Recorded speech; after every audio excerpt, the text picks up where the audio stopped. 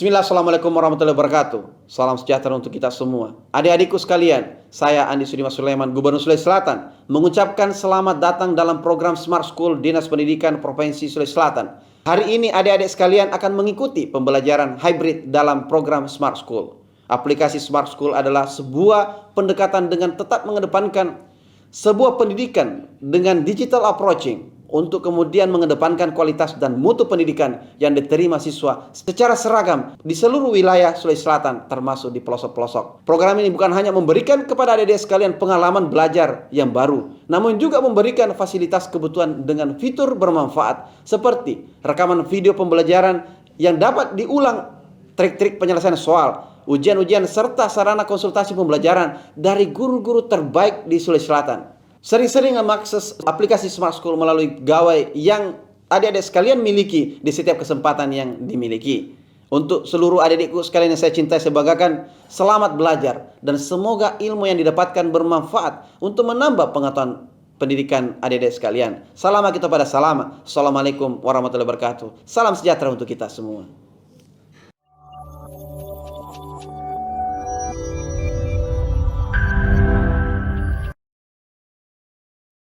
Assalamualaikum warahmatullahi wabarakatuh.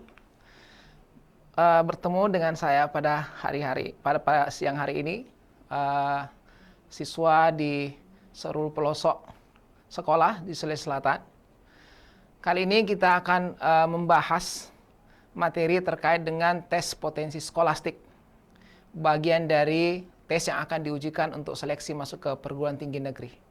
Bersama saya Asmar Ahmad, guru matematika dari SMA Negeri 17 Makassar.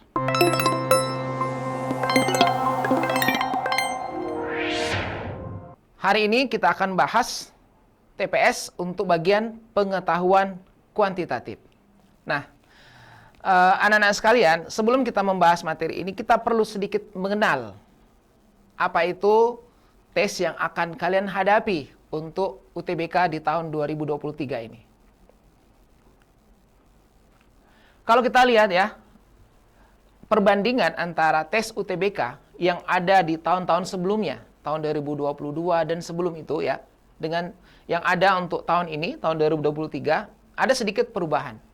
Ya, kita lihat di sini perbandingannya. Yang pertama, di tahun 2022 dan sebelumnya, ada dua jenis tes yang dihadapi, dikerjakan oleh setiap peserta tes untuk UTBK.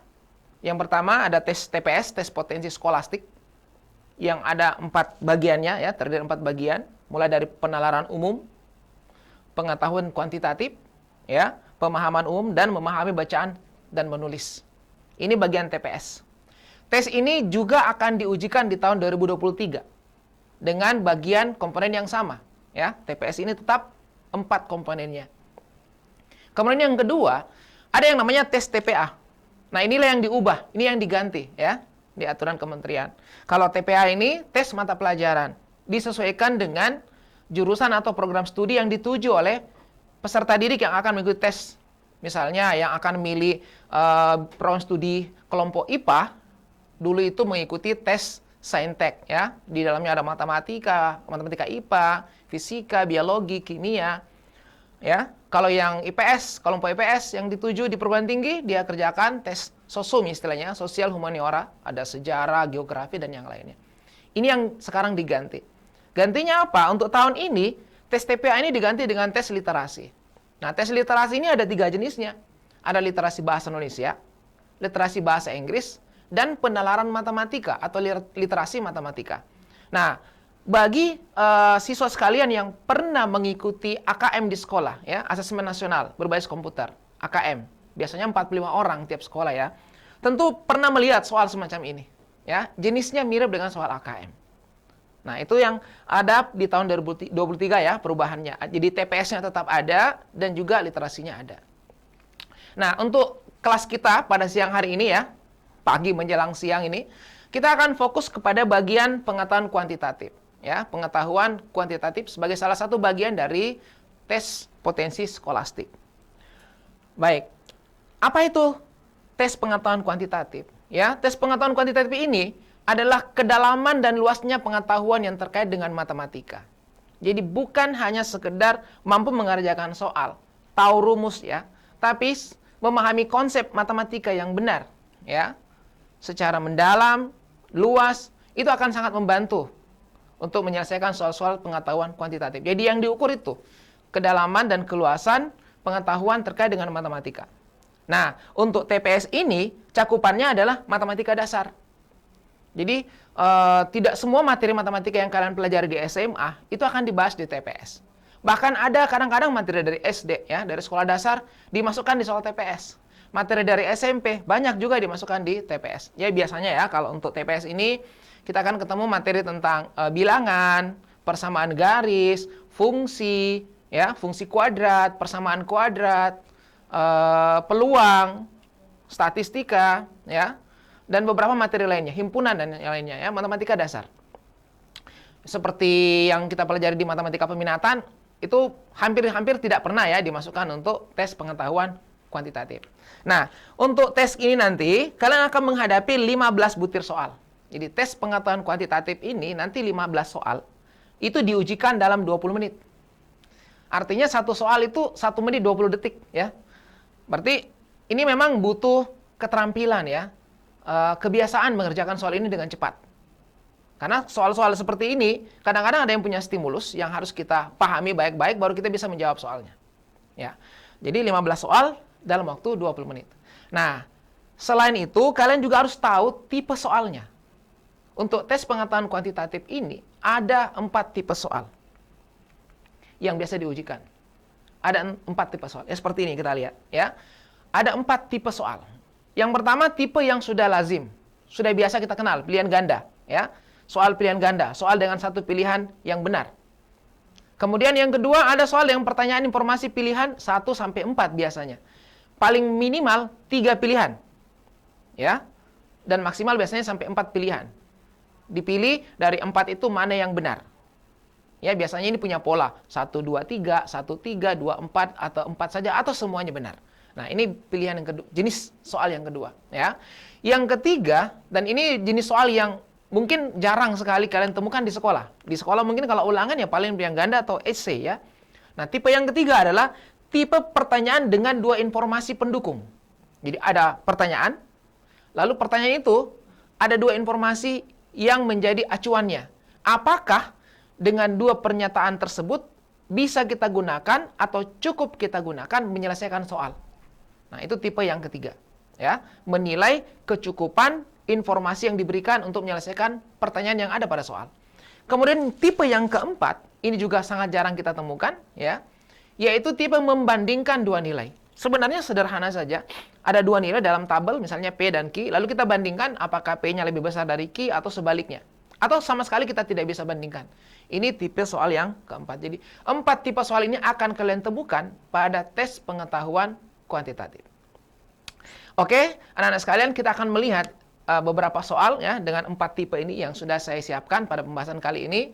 Saya mengambil contoh soal ini dari sumber resmi ya, yang contoh soal yang diberikan oleh kementerian. Kalian juga nanti bisa akses langsung di situsnya ya. Beberapa soal yang disediakan di situ ya untuk semua bagian TPS supaya kalian bisa berlatih. Oke, kita akan bahas satu persatu soalnya. Nah, yang pertama, ini materi tentang bilangan ya, bilangan. Kita lihat di sini bilangan ada 5 pilihan ya, A, B, C, D, dan ditanyakan di antara 5 ini bilangan mana yang habis dibagi 3 tetapi tidak habis dibagi 5 ya, habis dibagi 3 tetapi tidak habis dibagi 5. Nah, ini kalau kita lihat materinya bukan materi SMA sebenarnya ya, materi SD ini. Di SD kita belajar sifat atau ciri-ciri bilangan yang habis dibagi 2, ciri-ciri bilangan habis dibagi 3, ciri-ciri bilangan habis dibagi 4, habis dibagi 5, habis dibagi 6, habis dibagi 7, sampai habis dibagi 9. Itu di SD dipelajari. Nah, kalau kita lihat soalnya, jadi pahami soalnya dulu ya. Bilangan habis dibagi 3. Ya. Saya aktifkan dulu ya. Bilangan habis dibagi 3. Tetapi tidak habis dibagi 5. Tidak habis dibagi 5. Artinya cari di sini yang tidak bisa dibagi 5. Kalau gitu, cara sederhananya kita mulai dulu hilangkan yang bisa dibagi 5. Apa ciri bilangan yang bisa dibagi 5? Dua cirinya, yaitu ekornya 5 atau 0 ya. Semua bilangan yang ekornya 5 atau 0, satuannya 5 atau 0, itu yang bisa dibagi 5. Jadi itu kita coret dulu. Berarti ini ya, yang A, ini kan 5 nih ekornya. Berarti ini bisa dibagi 5. Kalau gitu ini salah ini, pasti salah nih. Kita buang dulu. Kemudian C, sini kan ekornya 0. Berarti pasti bisa dibagi 5 ya. Ini kita buang dulu nih. Nah, berarti sekarang ada 3 pilihan. Kita tinggal cari mana yang bisa atau habis dibagi 3 ya. Habis dibagi 3. Habis dibagi 3 tuh ciri-cirinya apa? Habis dibagi 3. Bilangan yang habis dibagi 3 kita sudah pelajari sejak SD. Ciri-cirinya adalah angka-angka penyusunnya. Jadi semua angka yang ada pada bilangan tersebut ya, digitnya itu, kalau kita jumlahkan bisa dibagi 3. Jadi angka penyusunnya bisa dibagi 3 kalau kita jumlahkan. Nah, sekarang kita cek nih yang B. Kalau kita jumlahkan, nanti hasilnya bisa dibagi 3 atau enggak? Ya, 1 tambah 3 ditambah 6 ditambah 8 ditambah 9. Nah, ini kalau kita hitung jumlahnya, ini kan 4 ya, 10, 18, 27. 27. Apakah 27 habis dibagi 3? Ya, 27 habis dibagi 3. 27 bagi 3 kan 9 ya? Pas. Berarti bilangan ini adalah bilangan yang habis dibagi 3, tidak habis dibagi 5. Berarti jawabannya adalah beta di sini. Nah, sederhana ya, konsep dasar yang dipakai. Oke, kita pindah ke soal yang berikutnya. Yang kedua. Ini saya hapus dulu ya.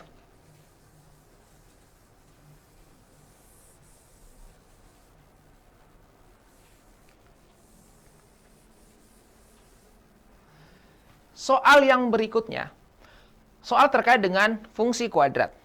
Ini materi yang kalian pernah pelajari di SMP, fungsi kuadrat ya. Di SMP ada fungsi kuadrat, persamaan kuadrat. Kalau di SMA kelas 10, matematika umum ya, ada tentang fungsi kuadrat, walaupun tidak banyak disinggung ya kalau di SMA.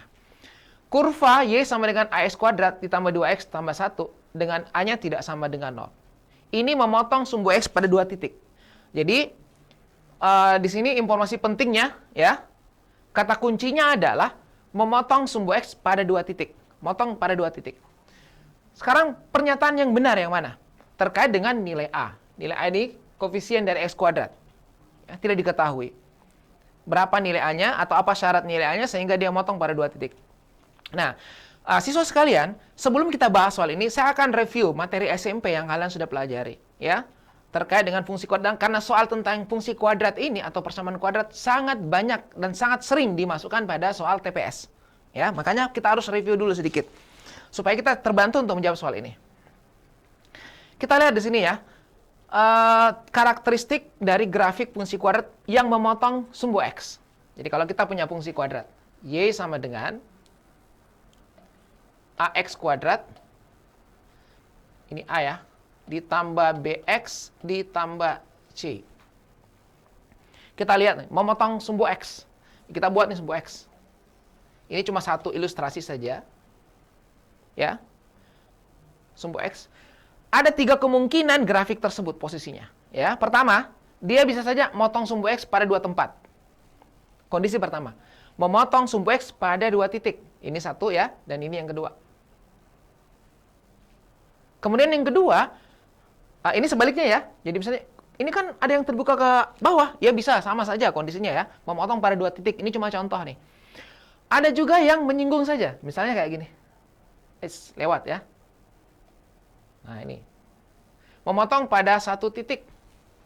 Kondisi yang kedua. Dan yang ketiga, tidak memotong sama sekali. Nah, melayang seperti ini. Ya, jadi memotong 2 titik, motong 1 titik, dan tidak motong sama sekali. Ya, ini kita katakan menyinggung. Sama halnya kalau kita gambar dari bawah. Nah, apa yang menjadi patokan kita untuk bisa membedakan bagaimana kondisi grafik tersebut? Memotong atau tidak memotong? Nah, di fungsi kuadrat ada yang namanya diskriminan. Ya, diskriminan. Diskriminan. Kalau di pelajaran sosial mungkin sering dengar ya. Namanya diskriminasi, membeda-bedakan ya. Diskriminan. Ya fungsinya membeda-bedakan tuh. Diskriminan gunanya untuk membedakan jenis-jenis akar dari fungsi kuadrat. atau persamaan kuadrat. Kalau persamaan kuadrat. Kalau di sini membedakan jenis grafiknya memotong atau tidak memotong sumbu X. Itu bisa lihat dari diskriminan. Ya, diskriminan itu D sama dengan B pangkat 2 dikurangi 4AC. Ini rumusnya. Jadi kita tinggal ambil koefisiennya ya, di sini A, B, dan C. Nah, terus gimana hubungan diskriminan dengan grafik ini? Kalau kita sudah hitung nih diskriminannya, maka nanti kita akan dapatkan 3 macam nilai. Ya, 3 macam nilai. Boleh jadi nilainya positif, boleh jadi nilainya negatif, dan bisa saja nilainya sama dengan 0. Nah, itu yang menentukan ini. Kalau dia memotong 2 titik, maka diskriminannya itu positif, lebih besar dari 0. Nah, gitu ya. Kalau diskriminannya besar dari 0, berarti dia motong 2 titik. Kalau dia motong 1 titik atau menyinggung, diskriminannya sama dengan 0. Dan kalau dia tidak motong, seperti ini, diskriminannya lebih kecil dari 0. Diskriminannya negatif. Nah, itu yang pertama ya, terkait dengan diskriminan. Selain itu, hal yang penting juga dari fungsi kuadrat yang perlu kita bahas ya. Ini sekalian ya, saya uraikan dulu. Kalau kita punya fungsi kuadrat seperti ini, kita harus mengetahui apa sih fungsi dari semua koefisien dari fungsi kuadrat ini. Sekali lagi saya tulis di sini ya. Y sama dengan AX kuadrat ditambah BX ditambah C. Nah, yang pertama, fungsi A itu apa?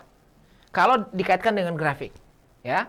Jadi untuk A ini, dengan mengenali A, kalian akan tahu bagaimana bentuk kurva fungsi kuadrat tersebut.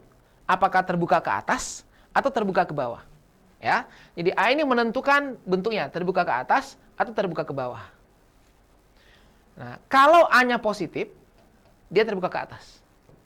Sedangkan kalau A-nya negatif, dia akan terbuka ke bawah. Ini negatif ya. Nah, itu kita hapus ini. A-nya negatif. Atau A-nya kecil 0. Nah, berarti dia terbuka ke bawah. Itu fungsi dari A. Nah, kalau C, fungsinya apa? C ini menentukan posisi potongan grafik terhadap sumbu Y. Jadi kalau ada sumbu Y kayak gini, ini sumbu X, ini sumbu Y. Ya. Maka C itu posisinya di sumbu Y. Dia motong di mana?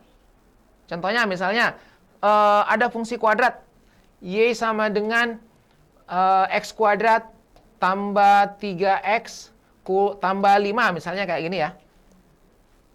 5 sini. Berarti dia akan motong sumbu Y di titik 5 sini.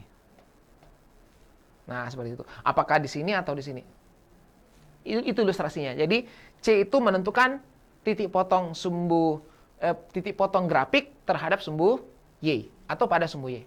Nah, sedangkan kalau B, ini bisa kita lihat nanti posisi grafiknya. Apakah dia ada di sebelah kiri sumbu X, di sebelah kanan sumbu Y ya maksud saya. Di sebelah kiri sumbu Y, di sebelah kanan sumbu Y, atau berada simetris terhadap sumbu Y. Oke, kita akan bahas dulu ya terkait soal yang tadi. Jadi tadi memotong 2 titik, kita akan cari nilai diskriminannya harus lebih besar dari 0. Oke, sekalian kita hapus lagi ya layar ini supaya kita bisa bahas soal yang tadi. Nah, ini ya, saya hapus dulu nih.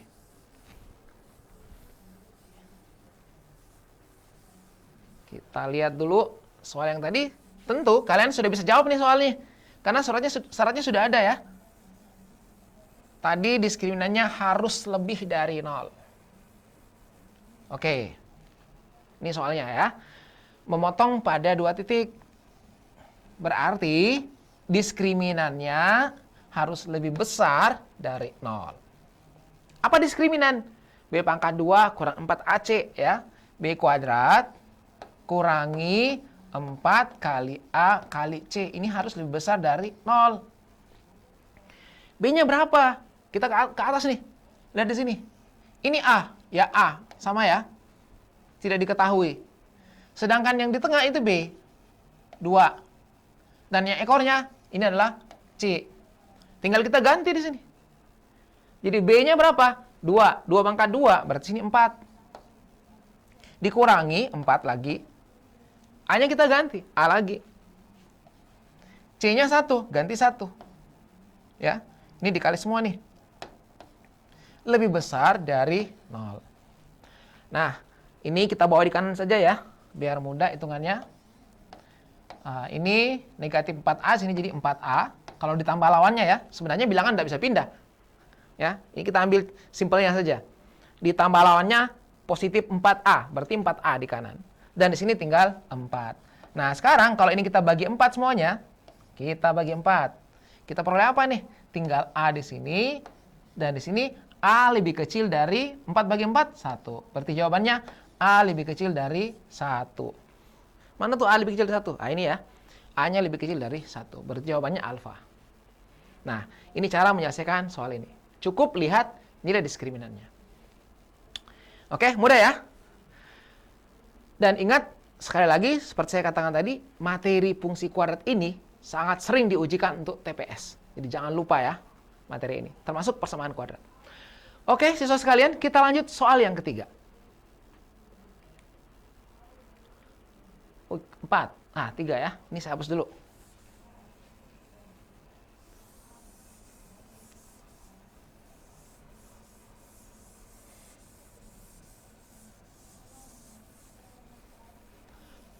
Oke. Masih soal tentang fungsi kuadrat. Ya, kita lihat. Ada kurva sama yang tadi. AX kuadrat tambah 2X tambah 1. Berarti masih tadi soalnya ya. Dengan A-nya tidak sama dengan 0. Itu syarat dari bentuk kuadrat ya. Koefisiennya tidak boleh 0 tentunya. Memotong sumbu X di 2 titik. Masih sama yang tadi. Ya, 2 titik berbeda. Tadi apa syaratnya ya? Tadi motong 2 titik berbeda, berarti kita tadi dapatkan A-nya kecil dari 1 ya, dari jawaban soal yang tadi. Tapi yang ditanya sekarang bukan itu. Pernyataan yang benar. Nah, sekarang terkait grafiknya. Terbuka ke atas kah? Terbuka ke bawah kah? Motong sumbu X positif kah? Motong sumbu Y positif kah? Sumbu Y negatif kah? Atau terletak pada kuadran 1? Kalau tadi masih ingat penjelasan saya yang di sebelah kiri sini ya. Kalau kita punya fungsi kuadrat, Y sama dengan AX kuadrat tambah BX tambah C. Ya, tadi C ini digunakan untuk mendeteksi letaknya potongan di sumbu Y. Ini kan ada motong sumbu Y, motong sumbu Y. Nah, itu berarti bisa kita cek ya. Kan itu motong sumbu Y. Kita bisa gunakan nilai C. Motong sumbu Y. Ya, posisinya. Sekarang di sini berapa? 1. Berarti C-nya 1. Kalau gitu motongnya di titik 1. Nah, kalau 1 kan di atas ya, di sini berarti. Bagian sumbu Y positif. Berarti motongnya pasti di sini. Nah, kalau gitu berarti kita bisa dapat yang paling benar mana?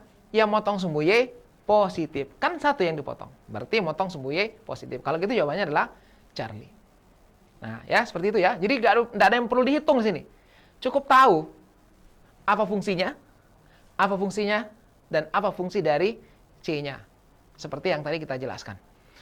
Oke, siswa sekalian, ini nomor yang ketiga ya. Masih tipe soal pilihan ganda. Tipe yang pertama. Tipe yang kedua soal TPS adalah tipe pilihan beberapa pilihan pernyataan yang diberikan. Lalu kita akan menilai pernyataan mana yang benar. Kita akan lihat pada soal yang keempat.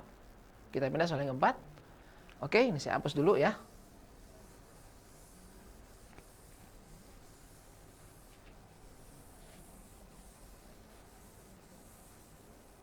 Nah, di sini ada materi tentang persamaan garis, ya, persamaan garis. Garis dengan persamaan mana saja dari 4 ini ya, 4 garis di sini, 1 2 3 4 tuh ada 4 garis. Mana saja di situ yang memotong garis 2x tambah y sama dengan 4 dan memotong x tambah 2y sama dengan 2 pada 2 titik. Jadi dia motongnya 2 tempat. Ya. Ilustrasinya kayak gini. Misalnya ini ada garis, ya. Yang jelas kalau garisnya tidak sejajar pasti motong ya. Ini ilustrasinya atau saya kasih panjang aja biar semakin jelas. Ini garis ya. Ibaratnya yang ini dan yang ini. Ada 2 garis. Lalu kita ditanyakan garis mana di sini yang motong 2 garis ini pada 2 tempat. Berarti kalau bikin ilustrasinya ya kayak gini. Ya, seperti ini misalnya ya. Motongnya 2 tempat.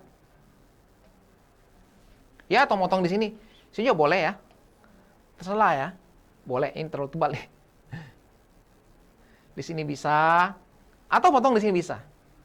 Nah, Itu ilustrasinya, motong 2 titik. Saya ambil contoh satu saja. Kalian bisa lihat sini. Kalau motong 2 titik, berarti kan harus miringnya beda ya. Miringnya harus beda.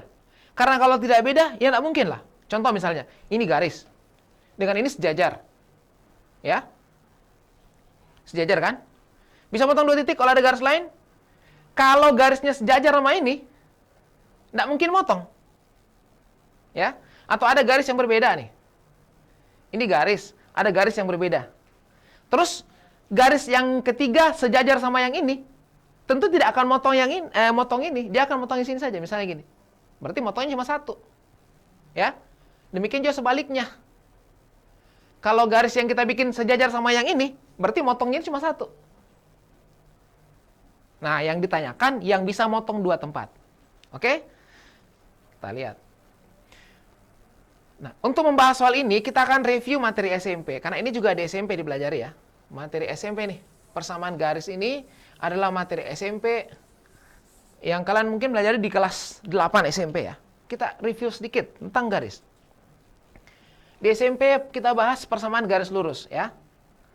Persamaan garis lurus ya. Saya biasa nulisnya kayak gini. Ya. Persamaan garis lurus, pegal ya, bukan penyakit ya, bukan penyakit nyeri nih. Pegal, persamaan garis lurus.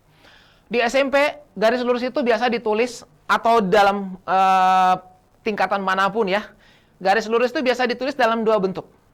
Bentuk yang pertama ditulis dalam bentuk baku. Bentuk baku. Bentuk baku itu seperti apa? Atau bentuk standar ya. Y sama dengan MX tambah C. Tambah ya di sini. Nah, ini bentuk yang pertama. Oke? Yang kedua, kadang-kadang ditulis dalam bentuk umum. Bentuk umum. Yang bentuk umum itu kayak gini. AX tambah BY tambah C sama dengan 0. Ini dua-duanya adalah persamaan garis lurus. Ya. Nah, persamaan garis lurus, kalau tadi kita bahas, dia itu harus miringnya beda gitu ya. Jadi tadi ada garis, miringnya beda. Kalau miringnya beda pasti perpotongan. Ya. Kemiringannya beda. Kemiringan itu kalau di SMP kita pelajari namanya gradien, ya. Gradien. Gradien itu koefisien arah. Bahasa gampangnya biasa orang bilang kemiringan garis, ya.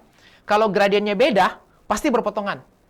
Karena kalau gradiennya sama, ya mungkin dia sejajar atau saling berimpit. Tapi kalau gradiennya beda, pasti berpotongan. Nah, kalau ada 2 garis berpotongan, pasti gradien beda. Oke? Nah, sekarang kalau gitu, kita harus tahu tentang gradien dong, ya. Tahu tentang gradien. Yang mana gradien? Nah, yang ini. Kalau dia bentuknya baku, gradiennya cukup kita lihat yang ini. Ini gradiennya. Cukup lihat koefisien X pada saat kondisi Y-nya 1. Ya, Y-nya 1. Ah, ini. Nah, bagaimana kalau bentuk umum? Gradiennya bagaimana cara menentukannya? Sebenarnya sama saja dengan ini, ya, tinggal diubah seperti ini. Atau gampangnya, kita cari gradiennya adalah negatif koefisien X dibagi koefisien Y. Negatif A per B, itu gradiennya. Oke? Kalau lupa ya, ubah saja nih garis, ya. Ubah saja menjadi bentuk seperti di atas. Nah, tadi kita katakan, kalau gradiennya beda pasti berpotongan. Berarti kalau kita mau cari garis lain lagi yang motong 2 tempat, maka gradiennya harus beda juga. Harus beda. Ya misalnya, dia gradiennya kayak gini. Nah, pasti akan motong 2 tempat. Ya, berarti kesimpulannya, yang pertama, kalau mau berpotongan pada 2 tempat, gradiennya 3-3-nya harus beda. 3-3-nya harus beda ya. Garis perpotongan tadi ini. Yang kedua, dia tidak boleh lewat sini. Lewat tipot nih.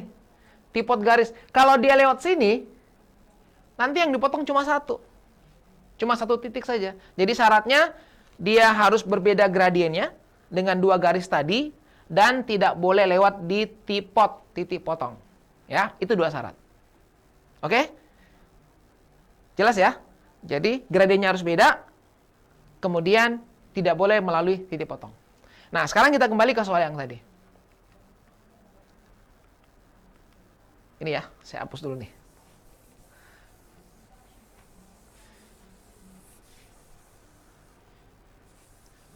kita tinggal cari gradiennya. Ya, tinggal cari gradiennya.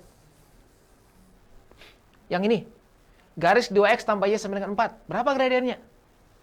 Tadi gunakan saja bentuk umum ya. Langsung saja nih. Gradiennya sama dengan negatif koefisien x 2, koefisien y 1. Berarti negatif 2 ya. Wah, tebal amat nih. 1 ya. Ini sama dengan negatif 2. Nah, garis yang ini gradiennya berapa? Kita buat di sini. Gradiennya sama dengan negatif koefisien x 1, koefisien y 2. Berarti negatif 1/2. Nah, berarti ini kan beda nih garisnya ya.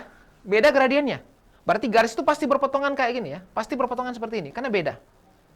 Berarti garis yang kita mau cari ini harus beda dengan kedua gradien ini. Harus beda gradiennya. Nah, kita cek dulu gradiennya. Pertama, ini gradiennya apa? Gradiennya berapa nih? Y sama dengan negatif x tambah 5. Tinggal lihat sini ya. Nah, berarti negatif 1 kan? Oke? Ingat, ini juga ada teknik ya. Menjawab soal seperti ini, kalian harus terbiasa menganalisis nih, opsi. Di sini 1, 2, 3, 1, 3. Artinya apa? Kalau 1 benar, 3 pasti benar. Ya kan? Coba lihat. Asal ada 1, ada 3. Asal 1, mesti ada 3. Berarti kalau 1-nya benar, 3 pasti benar. Kalau gitu, 3-nya nggak usah dicek. Ya, 3-nya nggak usah dicek. Karena pasti sudah benar. Nah, jadi kalau 1 mungkin benar kan? Kan beda nih. Negatif 1, negatif 1/2, negatif 2. Berarti ini mungkin benar nih. Oke? Kemudian 3, iya, ngikut dari 1 ya. Seperti itu tekniknya. Sekarang yang kedua, gradiennya berapa? Kita lihat depannya. 1, berarti ini M-nya 1. Beda juga. Berarti mungkin benar juga ya. Mungkin benar juga. Dan yang keempat, gradiennya berapa? Kalau kita lihat, gradiennya sama dengan negatif 2. Ya kan? Sama dengan ini. Berarti tidak mungkin bisa nih. Tidak mungkin motong 2 titik. Karena gradiennya sama dengan ini. Ya, berarti kalau gitu ini salah. Nah, berarti pilihannya 1, 2, 3 atau 1, 3. Jadi kalau bukan A, B. Artinya, kita tinggal ngecek 2. Nggak perlu ngecek 1 dan 3. Karena 1, 3 pasti benar. 1, 3, 1, 3. Tinggal yang perlu dicek adalah si 2 nih. Nah, gimana cek si 2? Tadi syarat yang kedua, tidak boleh lewat tipot. Ya, berarti kita cari tipot dulu. Cari titik potong ya. Tipot dari garis ini. Dieliminasi saja. 2x tambah y sama dengan 4. Ini juga kita eliminasi ya. Masukkan sini nih. Supaya gampang itu x tambah 2y, 2 ya. Kita kali 2 aja. Kali 2. Berarti jadinya 2x kali 2 berarti 4y sama dengan kali 2 nih. 4 ya. Nah, kalau kita kurang. Ini kan jadi 0 ya. 4 kurang 1, 3. Kurang ke atas ya. 4 kurang 1, 3. Jadi 3y. 4 kurang 4, 0. 3 kali y, 0. Berarti y-nya harus 0. Nah, kita sudah ketemu y. Sekarang cari x-nya. Masukkan aja ke sini. Ya. Kita masukkan ke situ, dapat apa tuh? 2x tambah y-nya 0 sama dengan 4. Berarti x-nya harus 2 ya. 2x sama dengan 4 berarti x-nya harus 2. Nah, kalau gitu berarti tipotnya 2,0. Itu tipotnya. Nah, gimana cara ngecek apakah dia lewat tipot atau tidak? Kita tinggal cek si 2. Ya. Caranya substitusi aja ke sini. Kita masukkan tipot ke sini. Ya. X-nya 2, y-nya 0. Kalau hasilnya sama, berarti lewat tipot. Kalau tidak sama, berarti tidak lewat tipot. Nah, kita cek. 2 kurang 2, 0. Sama dengan 0. Berarti benar ya. Berarti 2 lewat titik potong. Kalau gitu, si 2 bukan jawaban. Karena dia lewat titik potong. Ya, berarti jawaban yang paling benar adalah 1 dan 3. Kalau gitu jawabannya adalah beta. Nah, seperti itu ya. Jadi di sini kita hanya mengenali garis dari gradiennya. Ya, karena terkait titik potong, berarti ilmu yang kita pelajari di SMP, eliminasi, substitusi, ya, dari persamaan linear 2 variabel, itu juga akan kita gunakan. Nah, ini juga salah satu materi yang sering sekali diujikan ya. Kalian ingat di TPS pengetahuan kuantitatif, persamaan linear 2 variabel, persamaan linear 3 variabel, itu sering sekali dipakai. Oke, Siswa sekalian, kita berpindah ya ke soal yang berikutnya. Ke soal nomor 5. Nomor 5, ini saya hapus lagi. Nah, sekarang di soal ini kita ketemu dengan materi statistika, ya, terkait dengan data. Ini juga bukan materi baru ya. Materi ini dipelajari di setiap jenjang pendidikan. Bahkan di TK pun belajar ini. Walaupun bahasanya bukan statistika ya. Kalau mereka saling ngukur-ngukur tinggi, itu sebenarnya sudah belajar dasar statistik ya. Mengumpulkan data. Ya, mengumpulkan data. Itu dari TK sudah belajar sebenarnya. Di SD belajar ukuran pemusatan data, ngitung rata-rata, ya, cari median, modus, di SD sudah ada. Kelas 6 mungkin ya, nggak salah ya. SMP belajar lagi. SMA belajar juga tentang statistika. Nah, ini masih tipe soal yang tadi. Menilai beberapa pernyataan. Ini ada 4 pernyataan, mana di sini yang benar? Dengan data yang ada di atas. Di sini ada data 3, 5, 7, dan A. Ada 4 data, 3, 5, 7, A. Yang ditanya, berapa banyak pernyataan yang benar dari 4 ini? Ada berapa pernyataan yang benar dari 4 ini? Sesuai dengan data di atas. Berarti tinggal kita cek, ya. Tinggal kita cek nih. Yang pertama, rata-rata. Rata-rata ya. Saya buatnya di sini aja ya. Ini muat nih, muat. Rata-rata. Kalau yang namanya rata-rata, berarti kalian harus jumlahkan dulu datanya, dibagi banyak data, ya kan? Jumlahkan datanya bagi banyak data. Nah, di sini dikatakan rata-ratanya 6 apabila A-nya 9. Berarti A-nya kita ganti 9. Nah, kita jumlah. 3 tambah 5 tambah 7 tambah 9. Dibagi, ada banyak datanya, ada 4 ya, bagi 4. Ini berapa nih? 10, 15, 24 ya. 24 bagi 4. Berarti 6. Nah, betul nggak? Di sini rata-rata 6, benar ya? 6 apabila A-nya 9. Berarti ini benar. 1 udah benar ya. Sekarang kita cek yang kedua. Median kumpulan data 5. Bila A-nya 7. Kalau si A kita ganti 7, mediannya 5. Median itu apa? Nah, median ingat ya.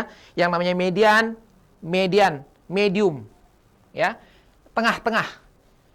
Nilai tengah setelah datanya diurut. Jadi data tunggal ini diurut dulu. Dari yang paling kecil ke paling yang besar. Ya. Lalu kita cari yang ada di tengah.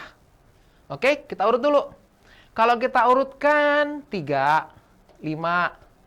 Di sini dikatakan A-nya 7. Berarti taruh belakang aja ya. 7, lalu 7. Nah, sekarang cari tengahnya. Tengahnya yang mana? Di sini kan tengahnya. Karena tengah-tengahnya ini kan 2, di kanan juga 2. Berarti tengah-tengahnya di sini. Tidak ada di tengah di sini. Berarti caranya gimana kalau kita pelajari median? Ini diambil dua-duanya, dijumlah bagi 2. Berarti 5 tambah 7 bagi 2. 12 bagi 2 berarti 6. Berarti mediannya seharusnya 6. Di sini katakan 5. Berarti salah ya. Ini salah nih. Oke, yang ketiga, jangkauan. Jangkauannya 4 bila A-nya 6. Nah, jangkauan itu apa? Jangkauan, ini data ya, sekumpulan data ini. Ujung kiri, ujung kanan nih, sekumpulan data. Yang namanya jangkauan, selisih yang paling ujung-ujung ini ya. Yang paling kecil dan yang paling besar. Itu selisihnya dicari. Data terbesar dikurang data terkecil, itulah jangkauan. Jadi kalau mau cari jangkauan, cari aja. Data terbesarnya berapa? Di sini. A-nya 6. Ini kita ganti 6. Berarti data terbesarnya 7 kan? Berarti harusnya jangkauannya 7 dikurangi yang paling kecil 3. Berarti 7 kurang 3. Harusnya sama dengan 4. Betul enggak 4? 4, betul ya? Ah, berarti ini juga benar. Sudah 2 yang benar. Yang terakhir, kita cek modus. Modus kumpulan datanya 3 apabila A-nya 5. Kalau A-nya kita ganti 5, berarti 3, 5, 7, 5. Modus. Modus itu data yang paling banyak muncul, paling sering muncul. Ya, frekuensinya paling banyak gitu. Kalau kita lihat yang paling banyak muncul sini apa? 5 ya. Paling sering muncul 5. Berarti modusnya harusnya 5. Di sini dikatakan modusnya 3. Berarti kalau gitu ini adalah pernyataan yang salah. Nah, berarti kesimpulannya pernyataan yang benar hanya yang pertama dan yang ketiga. Berarti ada 2 yang benar. Kalau gitu jawabannya adalah Charlie. Oke? Jadi siswa sekalian ya, ini salah satu bagian materi yang diujikan pada pengetahuan kuantitatif, yaitu materi statistika.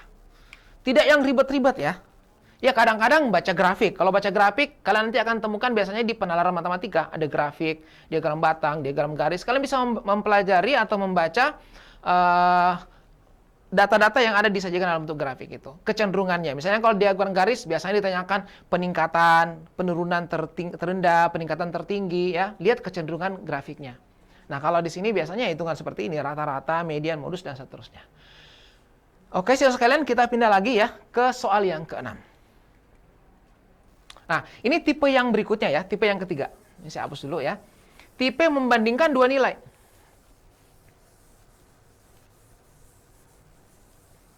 Membandingkan dua nilai.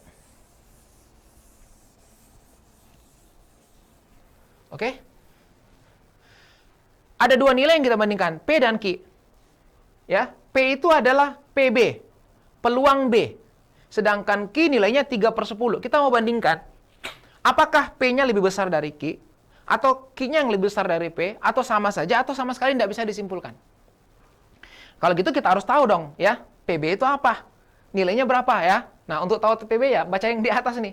Ini di atas ya keterangannya. Ada 3 bola diambil dari kotak yang isinya 3 bola merah dan 2 bola putih. Jadi ada kotak ya. Dalam kotak itu isinya 3 bola merah. Saya tulis 3M saja. Dan 2 bola putih. Berarti 5 ya. Ada 5 kalau gitu. Dari 5 bola ini diambil 3. Dikeluarkan 3. Ya. Jadi 5 diambil 3. Pasti tahu ya. Ruang sampelnya kalau kayak gini. Tentu kombinasi 5. 3 kan? 3 dari 5. Nah. Sekarang kejadian B. B itu adalah terambil 2 yang merah. 1 yang putih. Berarti kalau gitu, ini, si 3 ini, itu pembagiannya adalah 2 merah, 1 putih. Ya, 2 merah, 1 putih. Inilah kejadian B. Pertanyaannya, peluang B. Ya, peluang B itu berapa? Peluang kejadian ini berapa? Gitu. Ya. Nah, ini bisa kita hitung dengan mudah menggunakan kombinasi. Ya. Peluang kejadian, banyaknya kejadian dibagi ruang sampel. Jadi kalau kita hitung, peluang si B adalah banyaknya kejadian si B dibagi ruang sampel. Oke? Ruang sampelnya apa? Kombinasi 5 bola diambil 3 ya. Kemudian si B, 2 merah diambil 3 merah. Kombinasi 2 dari 3. 1 putih dari 2 putih. Kombinasi 1, 2. Nah, tinggal kita hitung nih. Kombinasi 3, 2. Ya, kalau cari kombinasi selisihnya 1. 2 bilangan selisih 1, berarti jawabannya yang 3. Berarti 3. Kali kombinasi 21, berarti 2. Kombinasi 53, ini selisihnya 2 ya. Ya, kalau mau hitung boleh. Ya, 5 faktorial. Dibagi 3 faktorial, dikali 2 faktorial. Ini bisa diubah menjadi 6 di bawah 5 kali 4. Ini, sorry ya, 5, 4, 3 faktorial. Ini 3 faktorial kali 2, ini kita coret. Berarti 5, 4, 20. Wis, ini 5 ya. Maaf, tuh hapus nih. Ini 4 bagi 2 bisa tinggal 2. Berarti 6/10. Ya kan? 5 kali 4, 20 bagi 2, 10 ya. 6/10. Berarti 6/10 di sini. Nah, sekarang tinggal dibandingkan. Besar mana tuh? 6/10, 3/10. Ya, besar 6/10 ya. Berarti kalau gitu jawabannya adalah alfa. Berarti lebih besar 6/10. Oke. Mungkin satu soal lagi ya. Yang terakhir, kita pindah. Yang terakhir ya. Maaf. Nih, ini sebenarnya ada 10 soal nih. Cuma waktu kita terbatas juga. Yang terakhir nih, nomor 10, nomor 7. Maaf, nomor 7. Di sini masih membandingkan dua nilai. P negatif 2X, Q-nya 2. Kita akan bandingkan di mana X itu diperoleh dari 2X tambah 1 kecil dari 4. Apakah lebih besar P atau Q dan seterusnya. Nah, tentu kita cari dulu nilai 2X. 2X itu apa? Nih, dari sini ya. Ini kita olah dari sini. 2X, kalau satunya kita bawa di kanan kan jadinya lebih kecil dari 4 kurang 1, 3 ya. 2X itu kecil dari 3. Sini negatif 2X. Nah, kalau gitu tinggal kali negatif saja. Kali negatif 1. Berarti negatif 2X lebih Ini negatif 3, ya. Tandanya dibalik kalau kali negatif ya. Kali negatif bagi negatif, tandanya dibalik. Itu negatif 2x lebih besar dari negatif 3. Berarti ini nilainya banyak ya. Kan negatif 2x besar dari negatif 3. Besar negatif 3 itu berarti banyak kan? Ambil bulatnya aja. Misalnya negatif 2, negatif 1, 0, 1, 2, 3, 4, dan seterusnya. Ternyata nilai P itu banyak macamnya. Kalau dia di sini, ya lebih kecil dia dari Q. Kalau pas 2, sama dengan Q. Tapi kalau pas di sini, lebih besar dari Q. Artinya kondisinya ada banyak kali ya, banyak macam ya jenisnya ya. Bisa kadang-kadang lebih kecil, bisa kadang-kadang sama, dan juga pernah terjadi lebih besar. Nah, kalau gitu bagaimana cara memutuskannya? Ya nggak bisa. Kita nggak bisa memutuskan dia lebih besar, karena bisa jadi dia lebih kecil. Nggak mungkin memutuskan Q-nya lebih besar, dan sama dengan. Berarti kesimpulannya yang paling tepat dari sini adalah kita belum bisa memutuskan. Kita tidak bisa menentukan hubungan yang terjadi antara P dengan Q. Karena nilai P-nya sangat banyak jenisnya. Oke, inilah mungkin soal yang terakhir ya, karena waktu juga terbatas untuk kita. Waktu kita sudah habis untuk pertemuan kali ini ya. Semoga yang kita bahas 7 nomor ini masih 3 tipe soal ya. Kita belum masuk menyentuh soal tipe yang terakhir, yaitu tipe menilai kecukupan dari informasi yang diberikan. Nanti insya Allah kita bahas pada pertemuan berikutnya ya. Di hari Jumat pekan depan insya Allah kita ketemu lagi untuk materi tes pengetahuan kuantitatif. Semoga yang sampaikan ini bisa bermanfaat dan bisa dipahami oleh anak-anak sekalian. Jangan lupa untuk tetap semangat, banyak mengulang ya. Karena tes TPS ini bukan tes yang biasa kita temukan, tetapi konsep dasarnya kalian sudah punya, kalian sudah pelajari di sekolah. Ya, semua konsep dasar matematika yang kalian butuhkan untuk soal ini sudah kalian ketahui, dipelajari di SMA, dipelajari di SMP, dipelajari di SD, ya, semua sudah ada. Itu konsep dasarnya. Makanya jangan cuma ngapal rumus saja ya, tapi tahu konsep matematikanya sehingga mudah menyelesaikan soal-soal seperti ini. Nah, tinggal tipe soal ini perlu dilatih karena kalian baru kenal gitu ya, baru kenal yang baru, maka harus banyak berlatih. Saya kira seperti itu kelas kita hari ini. Terima kasih yang sudah join dan sudah ikut kelas ini. Semoga bermanfaat. Saya akhiri. Assalamualaikum warahmatullahi wabarakatuh. Generasi smart, berkarakter, cerdas Ki.